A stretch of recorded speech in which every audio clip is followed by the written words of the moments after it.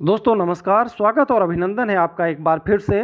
दोस्तों आज बात करने वाले हैं, अगर उपहार का लेन देन आप सही तरीके से नहीं करेंगे तो कंगाल होने में भी देर नहीं लगती। अक्सर हम शादी, बर्थडे पार्टी या किसी खास अवसर पर अपने प्रियजनों को उपहार लेते और देते हैं। उपहार लेने में भी खुशी मिलती है और उपहार देने में भी। फिर चाहे किसी की शादी हो, चाहे किसी का जन्मदिन हो या गृह प्रवेश हो, कई मौक़ों पर उपहार दिया जाता है। परंतु उपहार लेने और देने के कुछ नियम होते हैं। यदि हम उन नियमों के अनुसार लेन देन करते हैं तो इससे हमें भी लाभ होता है और सामने वाले को भी। तो आइए जानते हैं कि वह कौन से नियम हैं जो उपहार लेने और देते समय हमें ज़रूर अपनाना चाहिए। देवी देवताओं की मूर्तियां उपहार में नहीं देना चाहिए। दे भी दो, अगर दे भी देते हैं तो ऐसे व्यक्ति को दें जो उनकी पूजा करे, उनका सम्मान करे, उन्हें संभाल कर रखे और उनका अपमान ना हो। अगर इस प्रकार के व्यक्ति को आप देवी देवताओं की मूर्ति देते हैं तो आप दोनों के लिए बेहतर रहेगा। दूसरा है, यदि श्रृंगार की कोई वस्तु आप किसी को दे रहे हैं तो जिससे आपके रिश्ते बहुत अच्छे हों उसी को यह उपहार दें, अन्यथा आपका भाग्य कमज़ोर होने की संभावना भी बनी रहती है।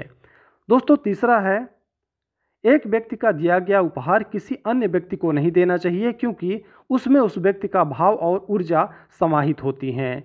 यह ठीक नहीं माना जाता है कि आप किसी का दिया हुआ उपहार किसी दूसरे व्यक्ति को पकड़ा दें। दोस्तों चौथा है, कांच की वस्तुएं या धारदार वस्तुएं जैसे चाकू, कैंची, छुरी, सुई आदि ना दें। इससे घर में कलह जैसी स्थिति उत्पन्न हो जाती है, घर के लोगों से वाद विवाद होने की संभावना बढ़ जाती है। यदि आपको किसी ने यह उपहार दिया है तो उसे जल में प्रवाहित कर दें या फिर ज़रूरतमंद लोगों को बांट दें। पांचवा है, काले कपड़े भी किसी को उपहार के रूप में ना दें और ना ही किसी से इस प्रकार के जो काले कपड़े हैं उनको उपहार में लेने का प्रयास करें। ऐसा करना अपशकुन माना जाता है, इससे दुख की स्थिति बनती है, यह मृत्यु का कारक भी माना जाता है। इसी तरह पूरे सफ़ेद कपड़े भी उपहार में ना लेना चाहिए और ना ही किसी को देना चाहिए। दोस्तों छठा है, जूते भी किसी को उपहार में ना दें और ना ही लें। माना जाता है कि इससे दोनों की राह अलग हो जाती है। यह शनि दोष का कारण भी बन जाता है, क्योंकि जूतों में शनि का निवास माना जाता है। सातवां है, वास्तु के अनुसार माना जाता है कि घड़ी उपहार में लेने से उन्नति रुक जाती है और समय ठीक नहीं रहता। हालांकि यह बात घड़ी के आकार पर भी निर्भर करती है। आठवां है, किसी जानवर का मुखौटा जो सजावट में उपयोग किया जाता है, जैसे हिरण, शेर, बाघ, इस तरह की वस्तुएं भी उपहार में ना लें और ना ही किसी को दें।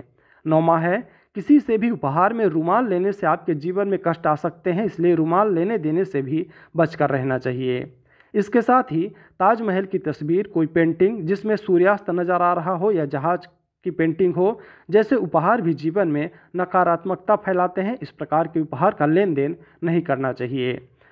उपयोग में लाई गई वस्तु या जिन्हें हमने एकाध बार ही उपयोग किया है और वह अब हमारे काम की नहीं हो रही है तो उसे भी किसी को उपहार के रूप में नहीं देना चाहिए और ना ही किसी से लेना चाहिए।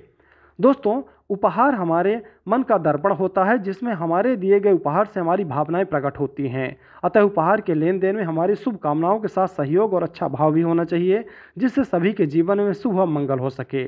इसलिए वास्तु के इन छोटे से नियमों को अपनाएं और कोई सा अच्छे से उपहार का चयन करें जिससे सभी को खुशी मिले। बेहतर होगा कि प्रतिदिन काम में आने वाली वस्तुएं ही उपहार में दें, जैसे बर्तन, कपड़े आदि देने से पहले यह सोच लें कि वह उस उपहार के काम में लेगा या नहीं लेगा। तो दोस्तों ये जानकारी थी उपहार से संबंधित कुछ बातों के बारे में। आपको अच्छी लगी हो तो वीडियो को लाइक करें, चैनल में अगर आप नए हैं तो चैनल को सब्सक्राइब जरूर करें।